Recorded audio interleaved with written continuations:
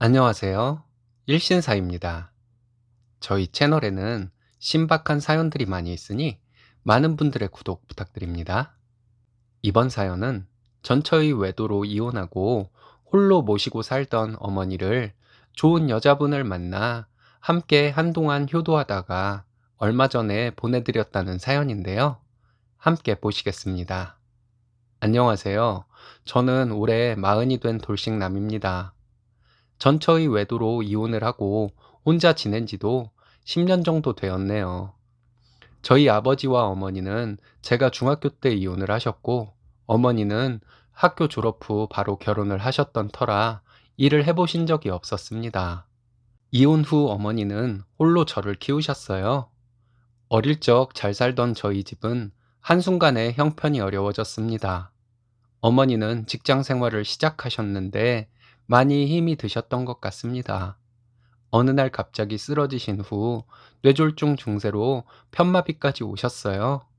그 뒤로 저는 중고등학교를 간신히 졸업하고 생활전선에 뛰어들었습니다. 그리고 어머니를 모시고 살며 생활을 하던 중 아버지께서 저에게 연락을 하셨습니다. 저를 대학에 보내주겠다면서 등록금이며 졸업할 때까지 생활비를 주겠다고 하셨습니다. 처음에는 엄마와 갑자기 이혼하시고 떠나신 아버지가 원망스러웠지만 그래도 하나뿐인 자식이라고 연락을 하셨나 봅니다. 대학에 가고 싶기도 했지만 생활 여건상 포기한 상태로 살고 있던 중에 대학을 갈 수 있다는 것에 기쁜 마음이 컸습니다. 저는 대학에 입학할 수 있었고 대학 졸업 후에 번듯한 직장에 입사를 하게 되면서 결혼도 하게 되었습니다. 내 인생도 이제 잘 풀리는가 싶었죠. 그러던 중에 3년의 결혼 생활이 지날 무렵 전처는 외도를 했고 저에게 발각이 되어 저는 전처와 이혼을 하게 되었습니다. 결혼할 때 아프신 어머니를 혼자 두고 결혼하는 것이 마음에 걸렸지만 엄마는 제가 가정을 꾸려서 살아가기를 원하셨습니다. 저는 효자는 아닙니다. 하지만 그 당시 건강이 좋지 않은 엄마가 원하시는 것은 무엇이든 해드리고 싶은 마음이었습니다. 친구처럼 때로는 애인처럼 지냈던 우리 모자는 제가 결혼을 하면서부터 거리가 가까운 곳에 신혼집을 마련하고 왔다 갔다 하면서 생활을 하게 되었습니다. 엄마는 제가 행복한 가정을 꾸리는 것이 소원이라고 하셨기에 저는 최선을 다해 결혼 생활을 했습니다. 전처는 지금 생각해보면 연애할 때부터 의심될 만한 행동들을 종종 했었습니다. 그래도 저는 전처를 믿으려고 노력했고, 이혼 가정에서 자란 저는 엄마를 생각해서라도 이혼은 절대 하지 않으려고 다짐했습니다. 그래서 전처의 행동들 중에서 의심 가는 것들이 많았지만 판도라의 상자를 열 생각은 절대 하지 않고 살았습니다. 판도라의 상자를 열게 되면 이혼을 하게 될 것이 두려웠고 그로 인해 마음 아파할 엄마의 모습이 머릿속에 그려져서 그런 바보 같은 행동을 했던 것 같습니다.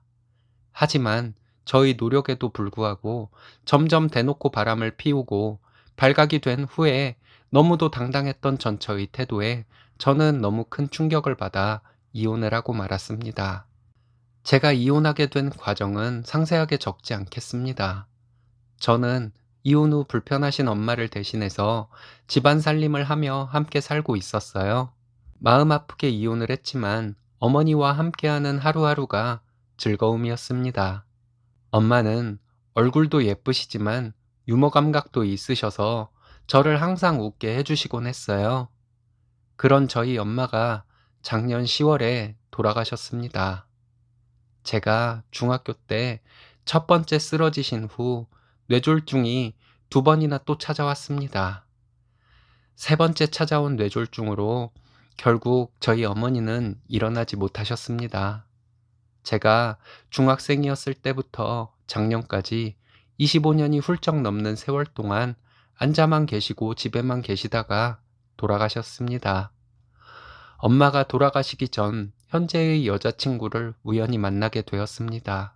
하루하루 바쁘게 살던 저를 안쓰럽게 생각하던 선배가 친구들과 펜션에 놀러 갈 것이라며 너도 한번, 아니, 오랜만에 휴식이 필요할 것 같으니 꼭 오라고 하더라고요. 아픈 어머니를 집에 혼자 남겨두고 놀러 갈 생각은 전혀 없었는데 엄마도 저를 안쓰럽게 생각하셨는지 하루쯤은 혼자 있어도 되니 재미나게 놀다 오라고 하셨습니다. 엄마와 친한 친구분이 계셨는데 하루만 엄마를 부탁드린다고 하고 저는 선배가 오라는 펜션에 가게 되었습니다. 그때 만난 지금의 여자친구에게 저는 첫눈에 반했습니다. 이건 드라마에서나 나올 법한 얘기인 줄 알았습니다. 저의 여자친구는 보면 볼수록 저의 이상형이라는 생각이 드는 사람입니다. 하지만 그 시기에 저는 내 처지를 잘 알고 있었기에 여자를 만난다는 것은 사치라고 생각하고 있었습니다. 그때 저는 오직 아픈 엄마 봉양을 잘 하는 것만 생각하며 살고 있었거든요. 그런데 도저히 여자친구와 헤어지기가 싫었습니다. 1박 2일의 펜션 여행이 끝나고 여자친구를 보낼 수가 없었습니다. 마음이 이렇게 움직이기는 처음이었던 것 같아요. 그때까지 사귀었던 여자들, 결혼을 결심했던 전처 등 다른 사람들에게는 느껴보지 못했던 감정이 마음속에서 일어났습니다.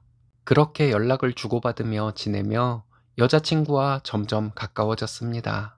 저는 일상으로 다시 돌아와서도 여자친구가 있다는 사실만으로도 신나게 생활을 할 수 있었고 너무나도 예쁘고 귀여워서 엄마도 너무 좋아할 것 같은 여자친구를 엄마에게 빨리 소개해주고 싶었습니다. 여자친구와 함께 엄마에게 인사도 드리고 저희는 본격적으로 연애를 시작했어요. 여자친구와 저희 엄마는 너무나도 케미가 잘 맞았습니다. 우리 셋은 만나기만 하면 웃음이 끊이지 않았습니다. 저희 셋이 있을 때 저희 엄마는 어느 때보다 행복해 하시는 모습이었던 것 같아요.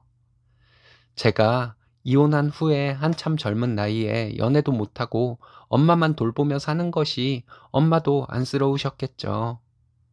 엄마가 제 여자친구를 무척이나 좋아하는 것을 보며 저는 자식이 혼자 사는 것도 부려구나, 행복한 모습을 보여드리는 것이 효도구나 하는 생각이 들었습니다.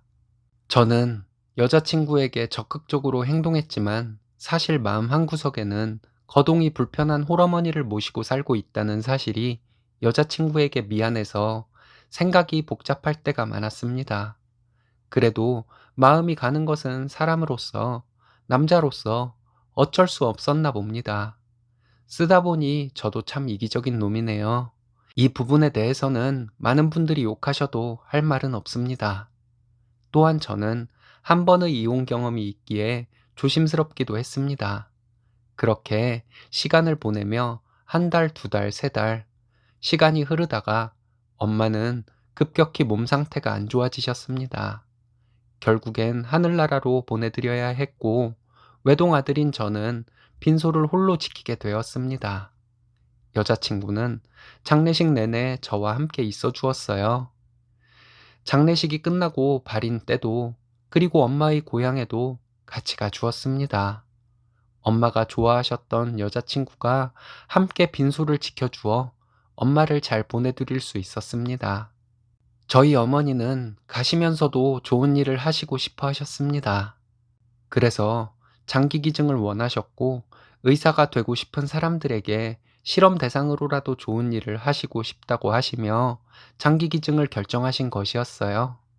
그런데 오랫동안 복용해온 약물들, 진통제를 비롯한 각종 약들로 인해 장기들이 너무 손상되어 기증을 할 수도 없었습니다. 어디 하나 멀쩡한 곳이 없기에 병원 의사 실습생들의 실험 대상으로도 기증이 불가능하다는 사실에 우리 엄마가 오랜 세월 많이 힘드셨는데 아들 곁을 지켜주기 위해 삶의 의지를 가지고 참고 견디며 이 못난 아들 곁을 지켜주셨다는 생각이 들어 너무나도 힘들었습니다. 너무나 마음 아팠습니다. 저희 어머니가 돌아가신 지 이제 3개월이 되었습니다. 저는 지금 슬픔에 잠겨 있을 시간이 없습니다. 혼자 사는 사람이 망연자실하여 살면 순간 폐인이 될지도 모르겠다는 것이 두려워 여자친구를 떠올리며 이를 악물고 버티며 살고 있습니다. 엄마가 남기신 마지막 말씀은 엄마는 혼자서 시체놀이 하고 있을 테니 보고 싶으면 언제든지 와. 그리고 여자친구랑 행복하게 오래오래 함께 했으면 해. 였습니다. 다행히 생전에 그렇게 엄마가 좋아하시던 여자친구는 고맙게도 엄마의 임종을 저와 함께 지켜주었습니다. 엄마의 마지막 유언을 지키기 위해 열심히 살려고 노력 중입니다. 여자친구도 전 남편의 외도로 이혼을 하고 혼자서 아이를 키우며 어렵게 살았다고 합니다. 서로의 상처를 보듬어주며 엄마의 유언처럼 꼭 그녀를 행복하게 해주고 행복하게 살고 싶습니다. 엄마와의 약속을 지켜야 하는 것도 있지만 일단 여자친구를 저는 너무나도 사랑합니다. 절망적인 상황에 처해 있는 나를 웃게 해주고 우리 엄마가 고통 속에서 버티고 버티시다가 여자친구를 보고 안심하고 하늘나라로 가실 결심을 하게 해준 은인과 같은 여자친구를 저는 꼭 행복하게 해주어야 합니다. 여자친구를 진심으로 사랑해 주려 합니다. 제가 여자친구를 위해 할 수 있는 것이라고는 열심히 돈 벌고 열심히 사는 것뿐인 것 같습니다. 그리고 엄마의 유언처럼 엄마가 보고 싶을 때 언제든지 엄마의 고향에 계신 엄마를 찾아뵐 생각이고요. 또 엄마가 그렇게도 좋아했던 여자친구와 행복하게 지내는 것이 효도인 것 같아 행복하려 노력 중입니다. 엄마를 보내드린 지 오래되지 않아서 아직도 힘들고 엄마가 보고 싶어 미치겠습니다. 하지만 노력하고 있습니다. 저희 어머니 살아생전 사랑한다고 자주 말해드리지 못해서 미안한 마음에 가끔 눈물이 납니다. 어머니께서 가시고 경험도 없고 정신없는 상황에서 납골당을 알아봤습니다. 그런데 오랜 투병으로 고생하는 것을 봐오신 어머니의 지인분들께서는 이제 고통에서 벗어나 25년 동안 앉아만 누워만 있었으니 훨훨 날아다니면 좋겠다 하시며 엄마의 고향인 섬의 바닷가에 뿌려드리라는 말씀을 하셨습니다. 저 또한 같은 생각이라 그렇게 했어요. 저희 엄마는 조그만 섬마을 소녀였어요. 아주 작은 섬마을이라 지금은 거의 사람이 살지 않는다고 합니다. 엄마가 이제는 가고 싶은 곳 다니면서 즐겁게 여기저기 여행을 다니셨으면 좋겠습니다. 저희 퇴근 시간을 기다리시는 엄마, 퇴근 후 집에 들어갔을 때 저를 바라보시던 왕방울만한 우리 엄마의 눈, 엄마의 크고 예쁜 눈이 아직도 생생합니다. 아직 사망신고서가 낯설기만 합니다. 사망신고 전 마지막으로 엄마의 이름이 적혀 있는 가족관계 증명서를 앞에 놓고 여자친구와 둘이 나란히 앉아 여자친구와 함께 엄마에 대한 그리움을 느껴봅니다. 내일부터는 또 바쁜 일상이 저를 기다리고 있습니다. 얼마 전에 이곳 일신사에서 어떤 사연자분의 친오빠에 대한 가슴 시린 사연을 들었습니다. 많은 분들이 위로의 댓글을 달아주신 것을 보고 저도 많은 분들께 위로를 받고 싶어서 이렇게 글을 보냅니다. 여러분들의 정감 있는 위로를 받고 나면 더 엄마에 대한 그리움에 빠져 있는 시간이 줄어들 것 같아서요. 그렇게 제가 엄마를 그리워하지 않고 하루하루 힘차게 살아가는 것을 저희 엄마가 하늘나라에서 원하시고 계실 것 같습니다. 일하면서 사랑이 크셨던 친오빠를 그리워하는 분의 사연을 들으며 어찌나 울었는지 모릅니다. 저 또한 여기 계신 마음 따뜻한 분들께 위로받고 싶네요. 제 사연 읽어주셔서 감사합니다.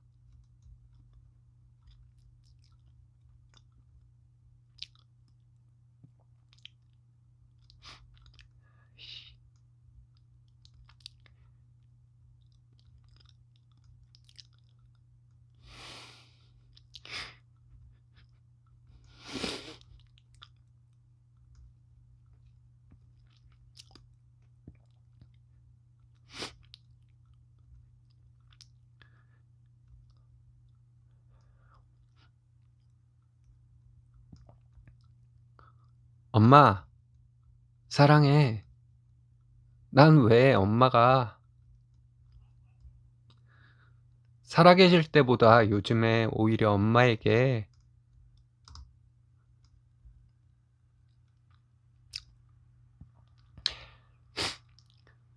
사랑한다는 말을 더 많이 할까? 엄마 아들 정말 못났다, 그치? 엄마의 하나뿐인 아들 지금 행복하게 잘 살고 있으니 걱정하지 말고 잘 지켜봐줘. 여기저기 놀러 다니느라 바쁘면 나 안 지켜봐줘도 돼. 난 잘 지낼 거니까. 조만간에 엄마 고향 섬으로 갈게.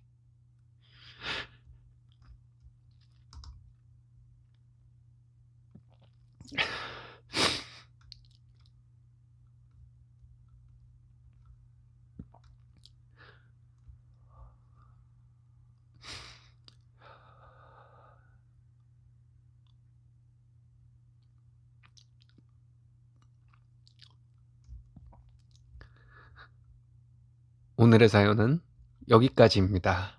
재밌으셨다면 좋아요, 구독 부탁드려요. 일신사는 여러분들의 사연으로 제작됩니다. 많은 사연 제보 바랍니다. 여러분들의 사연은 아래 메일 주소로 부탁드려요.